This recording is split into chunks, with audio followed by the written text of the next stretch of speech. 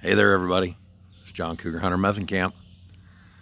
Probably asking yourself, why is he in the woods? There's a good story behind that.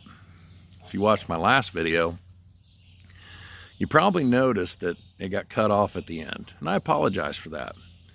But I got an emergency phone call because cougar hunters, we got to be on call 24/7. The only time I'm not on call is when I'm at work.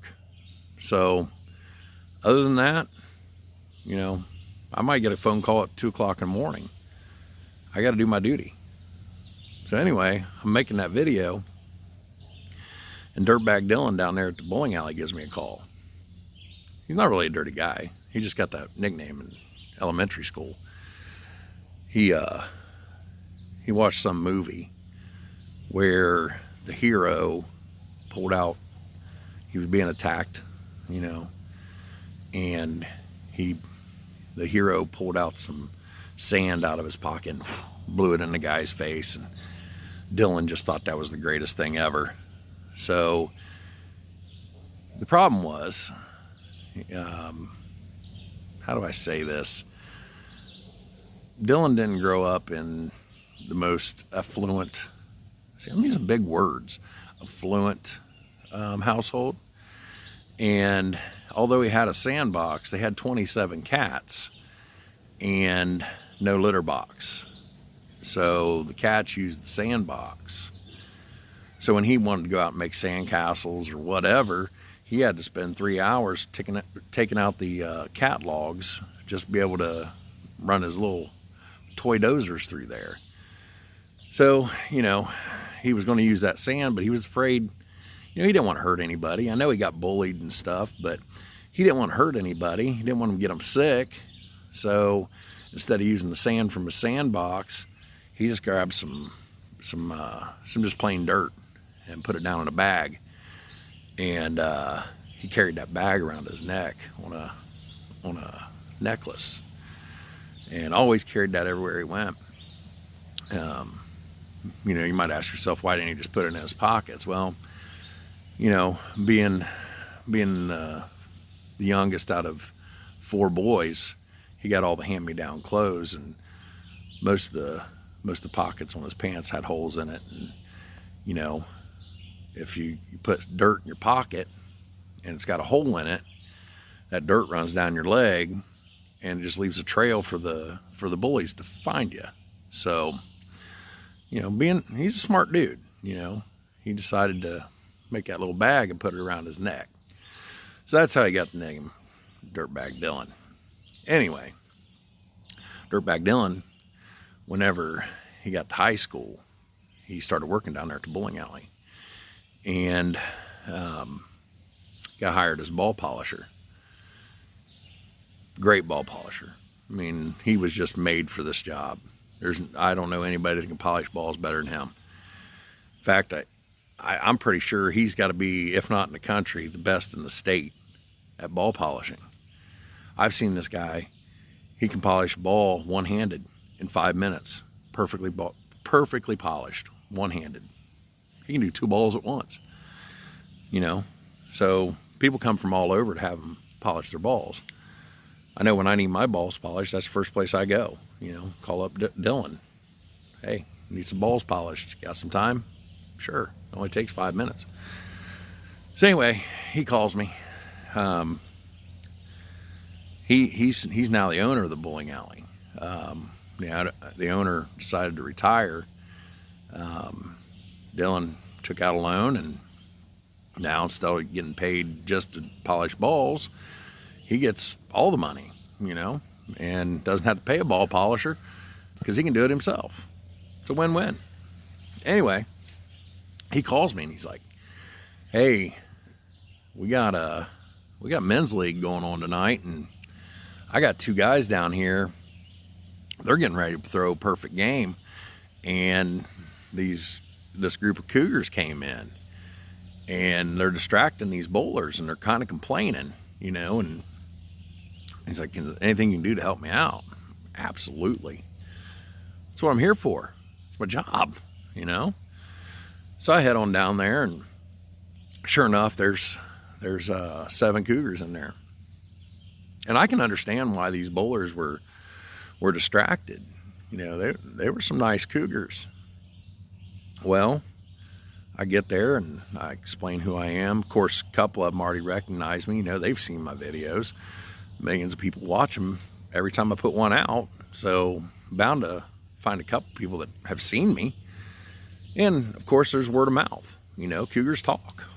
And so a couple of them knew who I was and explained to the other ones, you know, what I was there for. And they're like, hey, you know, that's a great idea. You know, we need servicing. You're here.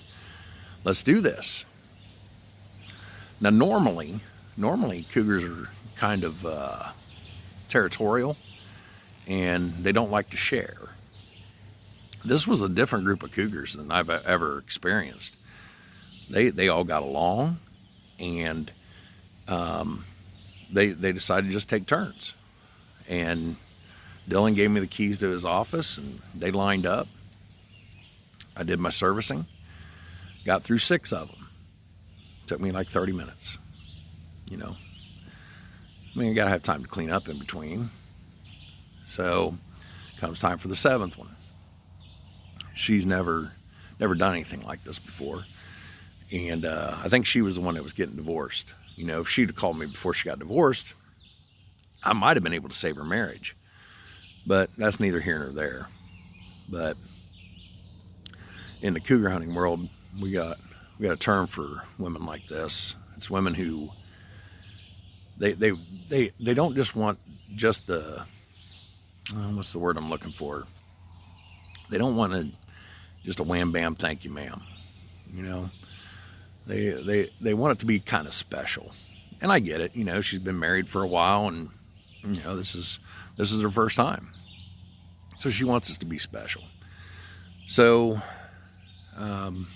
she wants that thrill of the chase, you know. She wants to be wined and dined. And that's fine, you know. I don't have a problem with that. So, you know, we went to a couple bars and had some PBRs. You know, that's a prerequisite, you know. And took her down to the truck stop. We got some beef jerky, and so got the wine and dine out of the way, and took a quick shower. You know, always want to make sure your cougars are clean. Took her showers, and she's like, well, you know, I really want this to be special, and I got this place I like to go. I was like, okay, let's go. So I followed her. She brings me out here to these woods. And, you know, it's way, way off. I mean, we've got to be, I don't know, at least 10, 15 miles from the nearest house. And we pull up to these woods. And I'm like, okay, yeah, this is a nice place. She goes, well, this isn't it. I'm like, okay. So she leads me down this path. And, you know, I park the truck and get out, and we're going down this path. And I'm like, well, you know, how far is it? And she goes, well, you know, it's going to take a little while to get there. I'm like, okay. So I grab my supplies. You know, I got a couple bags that I always keep with me. One with my cougar hunting supplies, and then, you know, you got to have your PBR and a little bit of food and stuff like that just for an emergency. I grab my 2 bags. We head out into the woods. And I don't know how long we hiked. It felt like we hiked for, I don't know, 30, 40 minutes at least. And we come to this clearing. And I gotta admit, this is a nice place, okay? Real relaxing. And she lays out a blanket, and I satisfy her, you know. 10 minutes in, she's done. She says, thank you. Give her my business card, and she hikes off into the woods. Well, I'm sitting here, I'm like, man, this really is a nice place. In my supplies, I got my hammock, you know. Like, I think I'll just spend the night here. So that's what I did. Threw my hammock up, made me a fire, finished off my PBRs, made me a couple bologna sandwiches, and spent the night. Got up this morning to tell you the stories. So that's how I ended up out here in the woods. I called Charlene and I said, hey, I got a couple days of PTO saved up from the Cougar Hunter Council, and I think I might use them this weekend and just chill. I'm not on call. Whatever happens, happens, but at least I'm not on call. I can put my ringer on silent or whatever. So yeah, I'm going to spend the weekend out here in the woods by myself. Just enjoy nature. Sometimes you need a break. But anyway, in my last video, I was starting to tell you about, all the changes, and what I was getting ready to tell you about is they did some new classifications. You have your MILFs. That's any girl over the age of 18 that has kids. You got your cougars. That's any woman over the age of 30 that's been serviced by a cougar hunter. But, it's 2024, and, with that whole PETA thing, and, it started making the older guys think about this a little bit more, and they realized that we needed some more classifications. So what they did this year, the Cougar Hunter Conference was held in Florida this year, which is odd, because normally it's either like Atlantic City or Las Vegas, because we like to gamble. It's something that we like to do. But this year they decided to do it in Florida. And when Charlene and I got married, we didn't have a honeymoon. I had just started my job and didn't have any vacation time. So I was like, this would be a perfect opportunity to give Charlene her honeymoon. And she's never been to Florida. I mean, I have. I had that job doing professional mailbox cleanings, and I'd traveled the country doing that. So I'd already been to Florida. But she never had. So I said, okay, let's do this. Problem was, me, I'm one of the top cougar hunters in the country, so all my expenses are paid. My food, my drinks, my hotel, all that's all paid. But I'd have to pay for Charlene to get down there, and it was going to cost quite a bit. We didn't really have that kind of money just laying around. So I was on Facebook Marketplace. I'm always thinking up ideas on, how to make money. Find a good deal on Marketplace, turn around and sell it, make a little bit of extra money. Well, I came across these 6-foot wooden mermaid statues that somebody had made. They had 4 of them. Wheels start turning. Like, this is going to be a good deal. They wanted $600 a piece for them. That's $100 a foot. But I know how expensive lumber is. So what I did is I bought those 4 statues. Went down to Dollar Tree and got a 4-pack of hole saws for my drill. And I put a hole in each one of them. And then I went on Wish and I ordered 4 of those fleshlights. I mean, they're not called fleshlight, but it's the Wish brand. And I put those in those holes, and now I turned around and I sell them as sex dolls. Yeah, it's a good idea, right? Sold all 4 of them, 24 hours. Sold them $1,500 a piece. Doubled my money. That's how I was able to afford to go to Florida. I'll put some pictures up on this video. I realized while we were down there that when I'm doing these videos, it's usually me in my truck just telling the stories, but maybe you guys want to see how I practice my craft. So Charlene, you know, she supports me. She knows what I do is valuable to the public. So I had her take some pictures of me in action, stalking a cougar. So I'll put those pictures up so you can see what it's like. You know, when you see a cougar and you gotta track her down. You know, I figured you guys might enjoy something like that. Maybe that's something I'll do in the future, you know, show you the ins and outs of how to be a cougar hunter. So, but anyway, while we were down there, they announced that they're adding a different level of cougars. So if you're a cougar or potential cougar, so over the age of 30, and you're over 6 feet tall and weigh over 200 pounds, you're not just a cougar anymore. They're referred to as Thundercats. So now we have a whole group of cougar hunters who do nothing but hunt Thundercats. Yeah, you know, and that's their preference.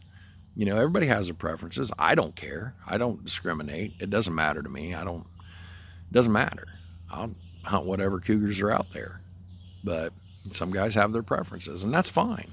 You know, but some of these guys, I don't know if they know what they're getting into, because hunting a Thundercat, you know, we didn't call them that up until this year, but hunting a Thundercat's, it takes a special type of hunter. Yeah. You know, you have, you know, in layman's terms, and I just keep using these big words. In layman's terms, you know, you have like the Navy, then you have the Navy SEALs, okay?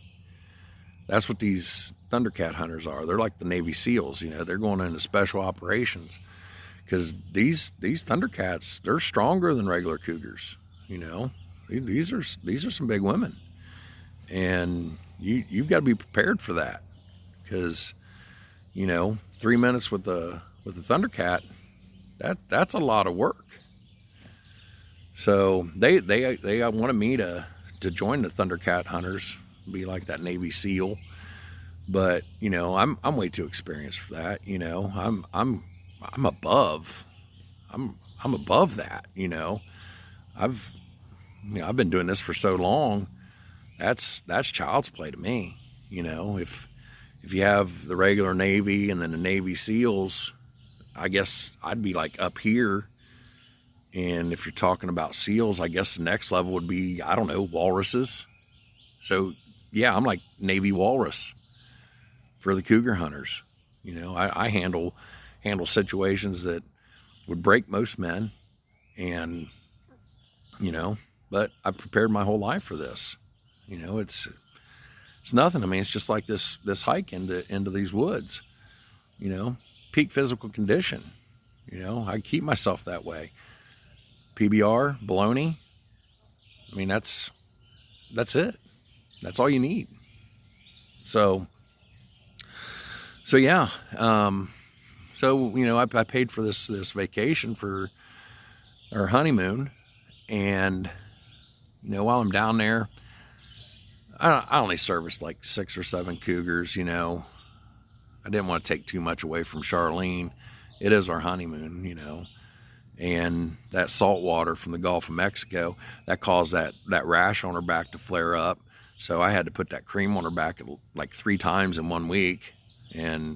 But you know, I'm married now, so you know, that's some of the concessions I had to make, and she supports me.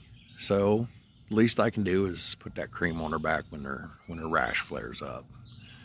It's just the type of guy I am, you know, always looking out for everybody else. But anyway, while we were down there, I was thinking, you know, I made some pretty good money off those statue sex dolls. So I contacted that guy that made them statues. His name's Robbie Rockin' Horse. And funny story about him, he was the youngest of 5 kids, and he grew up in a house where everybody's kind of sheltered. You know, didn't get out of the house much, and his parents were a little older, and they didn't have that sex talk with him, you know. And he was homeschooled, so he didn't get the sex videos that we got in school, you know, sex education videos. And his family wasn't that well off, so he got a lot of hand-me-down toys. Well, since all his siblings were sisters, he just thought that girls were anatomically similar to Barbie dolls. He's not the brightest guy. Give him a break. I blame his parents, okay? So when he finally becomes an adult and he moves out and he finds this girl and they're getting ready to do the deed, he was mortified to find out that that was down there. You know, he was expecting to see just that nothingness, just skin. I mean, I didn't know what he was planning on doing, but, you know, that's his parents' fault. They should have had that talk with him. So it traumatized him. And, you know, that woman that he was with, she was a very caring woman. And she explained everything to him, and, you know, he still had the time of his life that night. But after that happened, he realized there's probably other people out there like him. So he dedicated his life to making anatomically correct toys for children out of wood. Yeah. I mean, he's a good guy. You know, he doesn't want somebody else thinking, even little girls. He doesn't want them, you know, playing with G.I. Joes and, you know, not realizing there's things down there. So, you know, he makes sure that when he puts the penises on horses or for the dolls to ride, that the penises are anatomically correct. You know, all the details, the veins, everything. I mean, he's really is like kind of a wood magician. You know, when he gets to working on that wood, that wood just disappears. I don't know where it goes, but it disappears and it comes out the other side as a toy. I mean, it's really amazing to watch.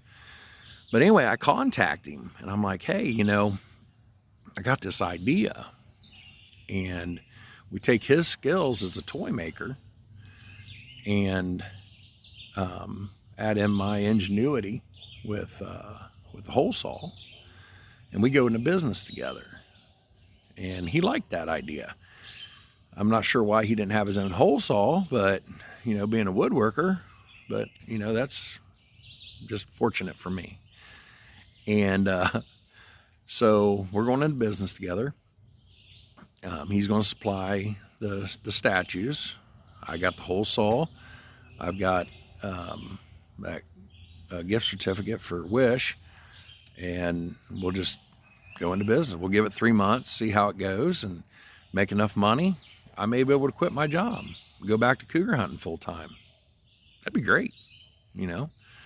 I'm willing to take that risk. And Charlene, she's all for it too, you know. She's tired of me not being able to be home to mow the grass and stuff like that. So, you know, it really is. It's beneficial for everybody. And so that's where we're at. I'm going into business making wooden sex dolls and camping out here in the woods. If I think of anything else, I'll let you know. Gotta go.